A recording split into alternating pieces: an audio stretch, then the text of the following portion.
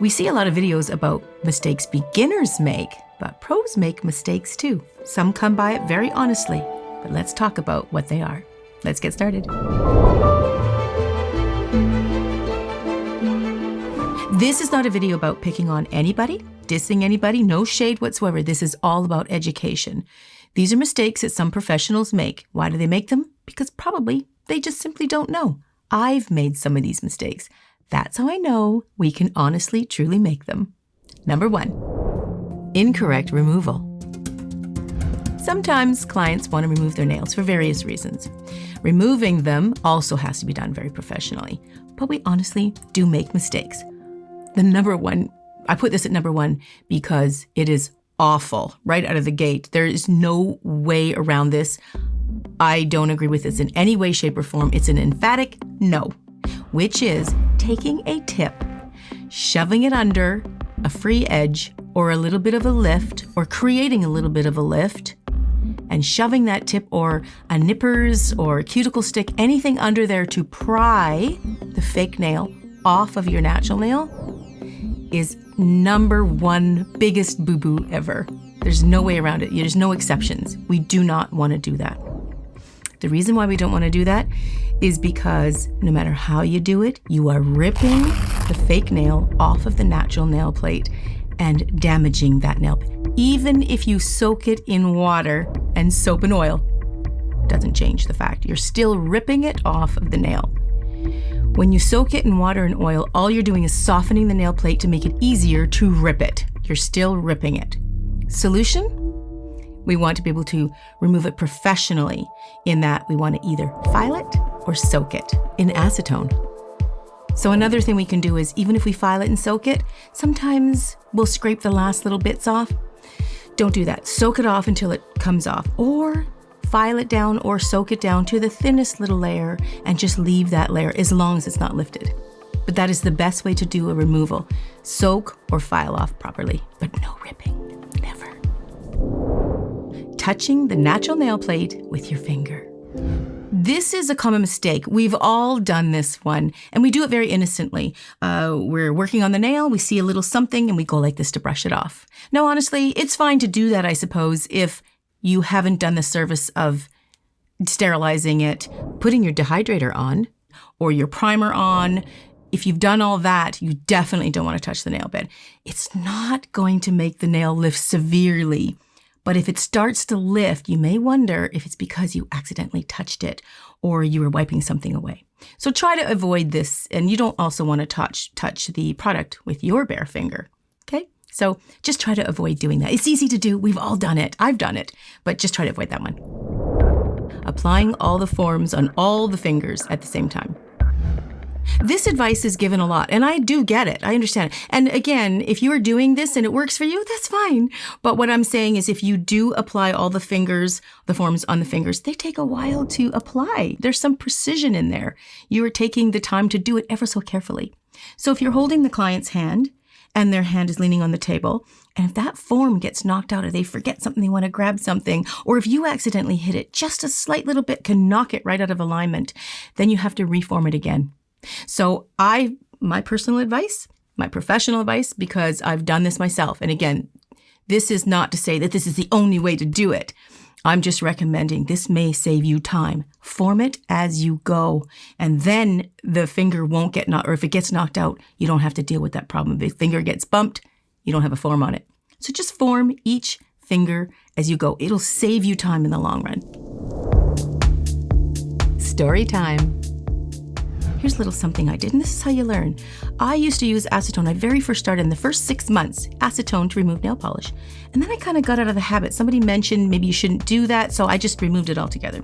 Then for years, I was trying to take it off, and then I saw somebody in a class once taking it off so quickly, and I thought, how are they doing that? Because they put acetone in the nail polish remover, or they're using straight acetone. So sometimes we forget why we don't use it. So I started introducing acetone back in, removing nail polish, and it came off like that. So sometimes you think it's the right thing, but just do your own investigation and listen to what's going on, and maybe you want to reintroduce something you thought wasn't working. Pinching. Don't use pinching tongs. You can, and some are very good at it, but I've had the experience of professionals pinching my nails and it hurt so bad. But I was in a forum where there was lots of people around. This person was putting a nail on me, very great artist, and people were filming, and it really hurt, and I couldn't say anything, and I didn't feel I could say anything because I didn't want to embarrass them, because that was not what they wanted to do. That was the last thing they wanted to do. But it was very painful. And the reason being is because when you pinch, it really, really is a very fine, small time frame. It's very time sensitive to pinch without hurting. There's no need to pinch, because what you're doing is you're squeezing the product around a natural nail, and as it's curing, you're pinching the product. But here's the solution. Pinch your form, and your product will surround your form. Then there's no need to use pinching tongs whatsoever, because when you pinch the form and put the product around it, that ain't gonna hurt nobody. Then you just file it nice and slender. It works like a charm. Now you can see the difference in between these three nails, which is not pinched, slightly pinched, like normally pinched, and this is extreme pinched. But you really want to see it when you look down the barrel of it. You can see how this is not pinched at all. You can see it's just sat on top of the form, which is fine. And then this one is much more pinched. And you can see this one is extreme. If I didn't do it, I might think it might not work, but I have done it and it works. Saves you a lot of hassle. Liquid to powder ratio imbalance. When you're making acrylic nails and you're using your liquid to powder, you want to get that exact ratio that you can sculpt that bead exactly the way you want it. When we put the bead on, sometimes we're sculpting it and we go back in to get a little more liquid and we put it on the bead and start moving it again. That is actually incorrect, and the reason why it is because you're adding more monomer to the equation you've already got on the nail. That is the equation you work with. Once you introduce more monomer, you're changing the curing time and the ratio. You're messing it up. And it's easy to do because sometimes if it's a little bit on the dry side, we might go get more monomer and it loosens it up a little. It does, but you're messing with the composition that you've already created.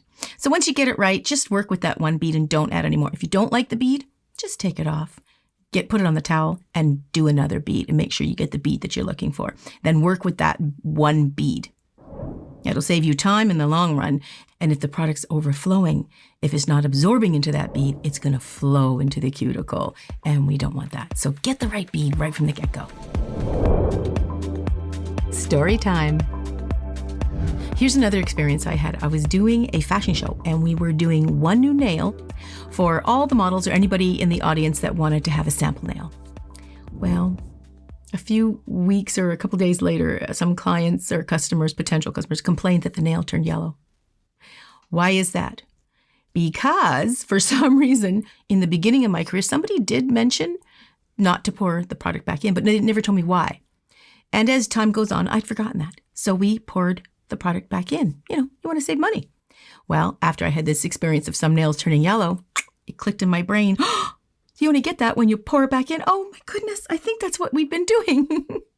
So this video is not to pick on anybody. This is education so we all learn. I've made some of these mistakes. Not number one, I would never do that. But I've made some of these mistakes, so I come by it honestly as well. And I just forgot and I poured it back in and I was reminded, and it was, I learned the hard way. That's why I'm trying to pass it on. I'm trying to save you a lot of headache and stress. So don't pour your monomer back in the bottle after you've already used it. That little bit you've got is contaminated. Wipe it up, throw it out, and don't contaminate the bigger bottle, okay? Don't be hard on yourself.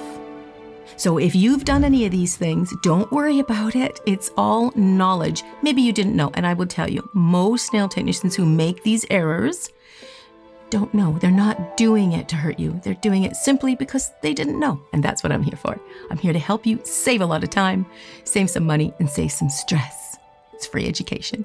Thanks for joining me. If you want to check out a video on how to remove them properly, check this one out.